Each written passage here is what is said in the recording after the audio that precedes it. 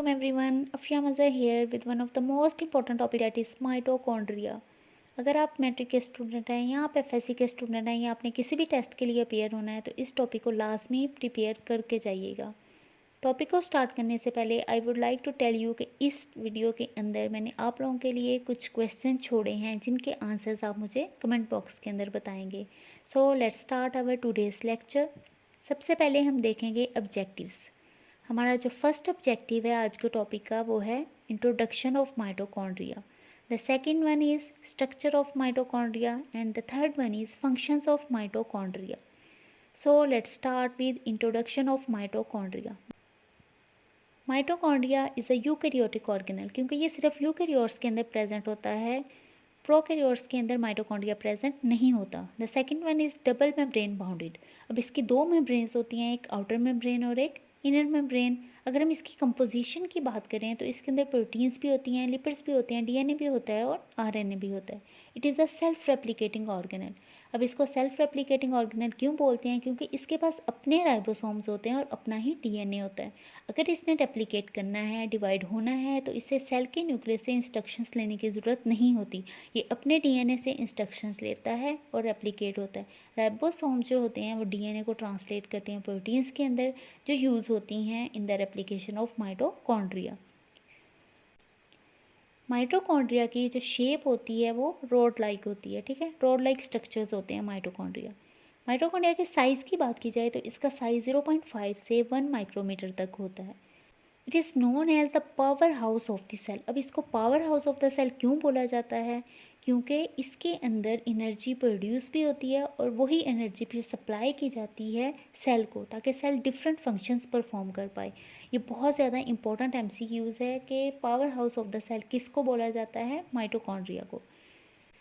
आप लोगों के लिए जो फर्स्ट क्वेश्चन है वो है mitochondria was first seen by. अब आपने बताना है वो कौन सा साइंटिस्ट था जिसने सबसे पहले माइटोकॉन्ड्रिया को देखा था। So now we will discuss the structure of mitochondria. Mitochondria के अंदर आउटर मेम्ब्रेन होती है, इनर मेम्ब्रेन होती है और मैट्रिक्स प्रेजेंट होता है। अब हम इनको वन बाय वन डिस्कस करेंगे। सबसे पहले है आउटर मेम्ब्रेन। आउटर मेम्ब्रेन जो होती है ये स्मूथ ही नेचर होती है। अगर आप गौर करें तो माइटोकॉन्ड्रिया की इस मेम्ब्रेन के अंदर आपको कहीं पर भी फोल्डिंग नज़र नहीं आ रही। ये बिल्कुल एक स्मूथ स्ट्रक्चर है, ठीक है। इसके अंदर लार्ज नंबर ऑफ पोर्स होते हैं इस मेम्ब्रेन के अंदर।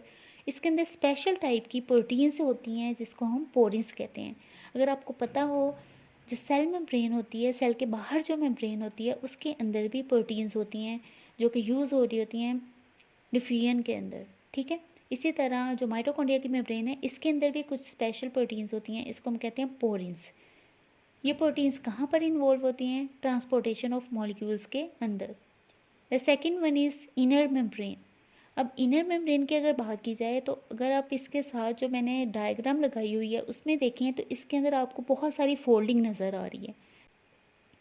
आउटर मेम्ब्रेन स्मूथ थी लेकिन इनर मेम्ब्रेन के अंदर क्या है? फोल्डिंग है, ठीक है। अब ये जो एक इनफोल्ड है इसको हम क्रिस्टा बोलते हैं, लेकिन अगर हम सारी इनफोल्डिंग की बात करें कलेक्टिवली तो इसको हम बोलेंगे क्रिस्टी। क्रिस्टी के अंदर क्या होता है? क्रिस्टी के अंदर कुछ स्पेशल पार्टिकल्स होते हैं जिसको हम F0 या F1 पार्टिकल्स भी कहते हैं और एटीपी सिंथेस भी कहते हैं। क्योंकि ये जो इनर मेम्ब्रेन होती है ये साइट होती है for electron transport chain. Electron transport chain के अंदर एटीपी सिंथेस इन्वॉल्व होता है जो कि यूज़ होता है in the formation of ATP. So the last one is matrix. Matrix is a fluid filled area. इसके अंदर डीएनए भी होता है, आरएनए भी होता है और राइबोसोम्स भी प्रेजेंट होते हैं। अब यहाँ पर आप लोगों के लिए जो क्वेश्चन है वो है माइटोकॉन्ड्रियल डीएनए इज। अब आप लोगों ने मुझे कमेंट बॉक्स के अंदर बताना है इसकी शेप कैसी होती है, सर्कुलर या फिर लीनियर। हमारा जो आज का लास्ट ऑब्जेक्टिव है वो है फंक्शंस ऑफ माइटोकॉन्ड्रिया।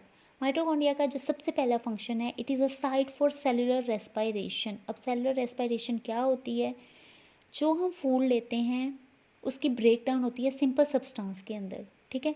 जब इसकी ब्रेक डाउन होती है वो कौन करता है? माइटोकॉन्ड्रिया। माइटोकॉन्ड्रिया के अंदर एक प्रोसेस होता है जिसको हम कहते हैं सेलुलर रेस्पायरेशन। अब फूड की जब ब्रेक डाउन होती है सिंपल मॉलिक्यूल्स के अंदर तो इसके अंदर जो एनर्जी स्टोर्ड होती है वो रिलीज़ हो जाती है in the form of ATP. अब वो एटीपी किसको सप्लाई होती है? सेल को, जिसको वो यूज़ करता है अपने डिफरेंट रोज़मर्रा की एक्टिविटीज़ को परफॉर्म करने के लिए। The second one is apoptosis. Apoptosis is a programmed cell death, यानी कि सोची समझी हुई डेथ. अब होता क्या है, अगर सेल के अंदर कोई ख़राबी पैदा हो गई है, कोई सेल डैमेज हो गया है, तो ये फ़ौरन सिग्नल जाता है माइटोकॉन्ड्रिया को. उसके नतीजे में माइटोकॉन्ड्रिया रिलीज़ करता है साइटोक्रोम सी, जो कि एक्टिवेट कर देता है उन एंजाइम्स को जो फिर उस सेल को जो कि डैमेज हुआ हुआ होता है उसको मार देते हैं, ताकि ये आगे किसी किस्म की ख़राबी का बायस ना बने.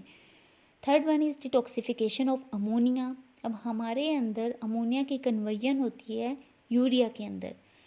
किसके थ्रू? एक साइकिल चलता है जिसको हम कहते हैं यूरिया साइकिल. तो इसमें भी कौन इन्वॉल्व होता है? माइटोकॉन्ड्रिया. माइटोकॉन्ड्रिया के अंदर कैल्शियम भी स्टोर होता है. अब कैल्शियम हमारी बॉडी के लिए बहुत ज़्यादा ज़रूरी है.